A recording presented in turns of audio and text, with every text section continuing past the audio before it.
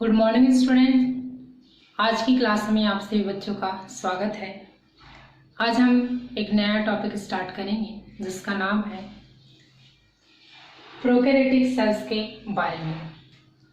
जैसा कि आप सभी को मालूम है कि केंद्रक की रचना के आधार पर कोशिकाएं जो होती हैं वो दो प्रकार की होती हैं। पहला जो होता है आपका प्रोकैरियोटिक कोशिका और दूसरा जो होता है आपका यूकेरियोटिक कोशिका। वैज्ञानिकों का ऐसा मानना है कि जैव विकास के समय जीवन की उत्पत्ति के बाद पहले प्रोकैरियोटिक कोशिकाएं जो है बनी, उसके बाद में जैव विकास के द्वारा यूकेरियोटिक कोशिकाओं में बदल गए। तो इस प्रकार से कहा जाए कि समस्त प्रकृति में पाए जाने वाले जितने भी जीव जंतुएं हैं, सभी जीवों का जो निर्माण जो हुआ है वो प्रोकैरियोटिक सेल्स के द्वारा ही यूकेरियोटिक सेल्स के कोशिकाओं का निर्माण जो है हुआ है।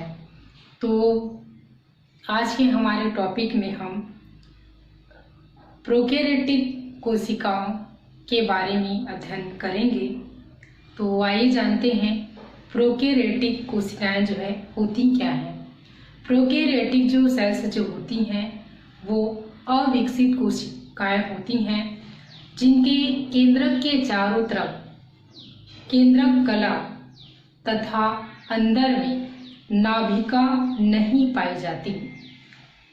इन कोशिकाओं में कई महत्वपूर्ण कोशिकांग होते हैं, अर्थात कोशिका के अंदर पाए जाने वाले कोशिकांग जो होते हैं, जैसे आपका माइटोकॉन्ड्रिया, गोल्गी काय, क्लोरोप्लास्ट, लाइसोसोम इत्यादि जो कोशिकांग जो होते हैं वो अनुपस्थित होते हैं।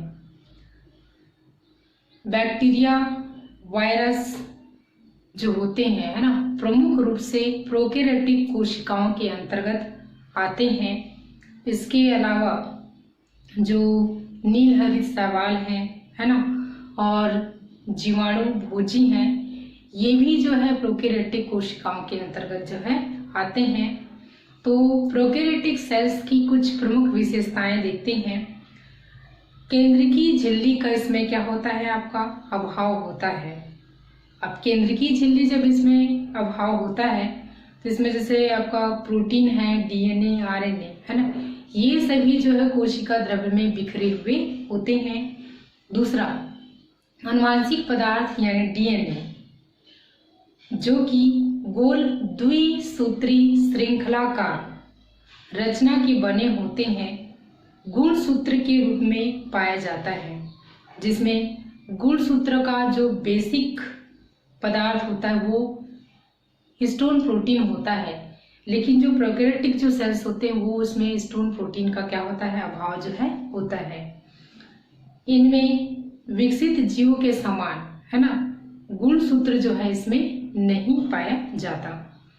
इसके अलावा जो प्रोकैरियोटिक जो सेल्स जो होते हैं तो राइबोसोम जो होते हैं है ना, इसमें क्या होता है 70S प्रकार का पाया जाता है। इसमें क्या होता है आपका केंद्रिका और सेंट्रोसोम का अभाव होता है। इसके अलावा जो प्लाज्मा झिल्ली जो होती है ना, उसमें क्या होता है आपका जो कोशिका द्रव्य में विस्तारित होकर के है ना माइटोकॉन्ड्रिया का कार्य जो है करती है। इसकी और प्रमुख विशेषताएं जैसे आपका कोशिका भित्ति जो कार्बोहाइड्रेट तथा एमिनो अम्ल की बनी होती हैं, और कोशिका विभाजन के समय है ना ये जो है तरकु रूप नहीं बनाती, यानी स्पिंडल का जो निर्माण जो है नहीं होता है।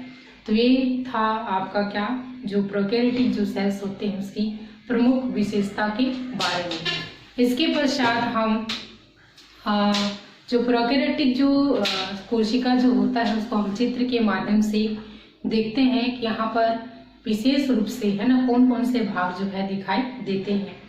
तो यहाँ पर आप देखेंगे ये जो है प्रोकैरियोटिक सेल्स की रचना है। तो जो प्रोकैरियोटिक जो सेल्स जो होता है ना, उसमें आप देखेंगे कि सेल वॉल प्रेजेंट होता है। क्या होता है आपका सेल वॉल जो है प्रेजेंट होता है, यानी कि कोशिका के चारों तरफ एक आवरण जो है पाया जाता है ना, सुरक्षात्मक आवरण के रूप में, जिसे हम क्या बोलते हैं, सेल वॉल या फिर कोशिका भित्ति जो है कहा जाता है।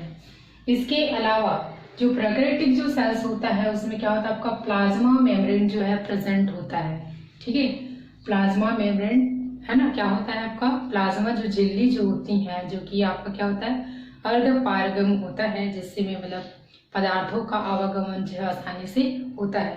तो इसमें क्या होता है, आपका प्लाज्मा मेम्ब्रेन जो है प्रेजेंट होता है।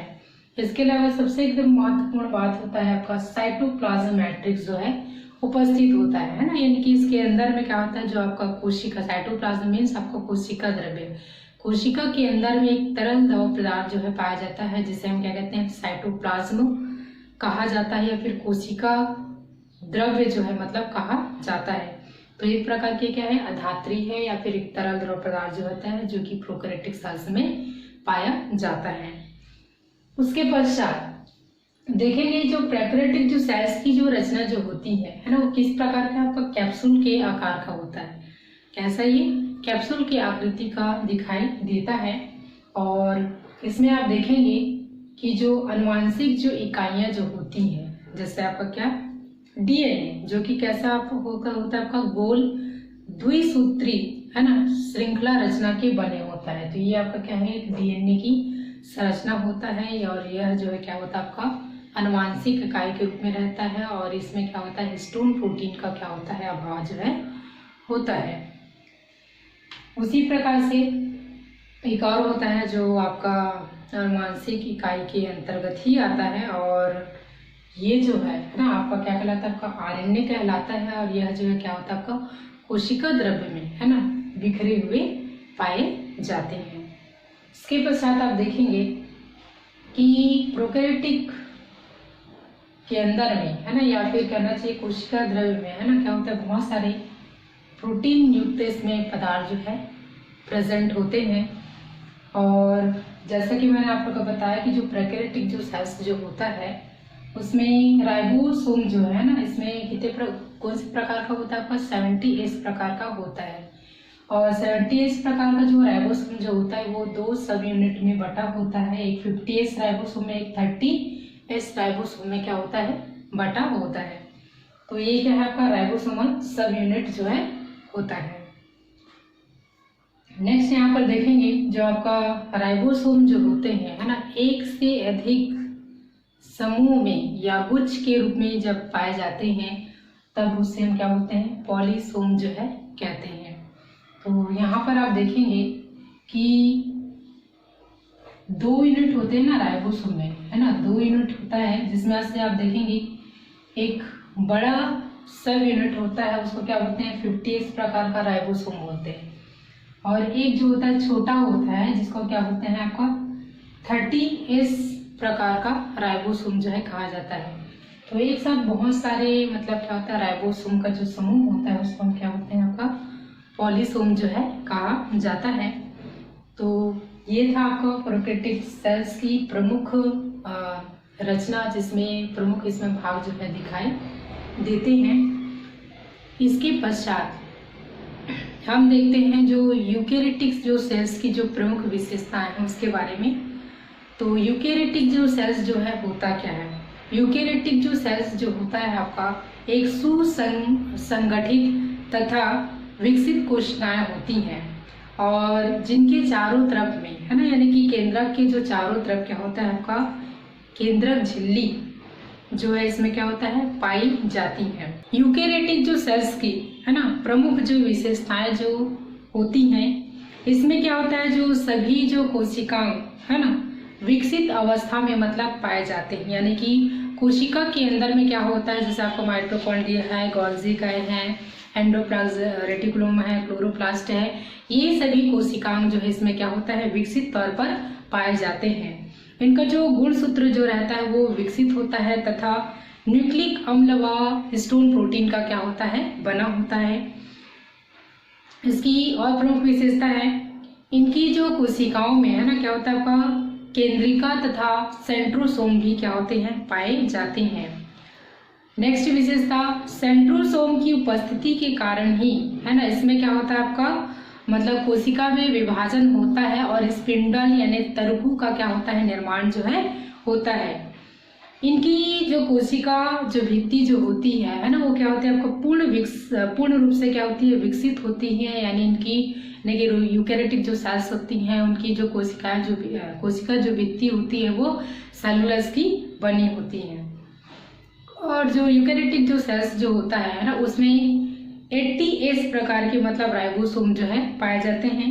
उदाहरण के इसमें यानी कि बहुत सारे जो जीवाणु हैं, विषाणु हैं, जीवाणु भोजी हैं और नील हरित जो शैवाल होते हैं, इन सभी है ना को छोड़ करके शेष सभी जो यूकेरियोटिक जो सेल्स होते हैं उसमें 80S प्रकार के राइबोसोम जो है पाए जाते हैं।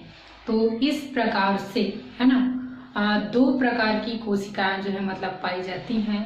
एक आपका प्रोकैरियोटिक सेल्स और दूसरा जो होता है आपका यूकेरियोटिक सेल्स जो है पाए जाते हैं।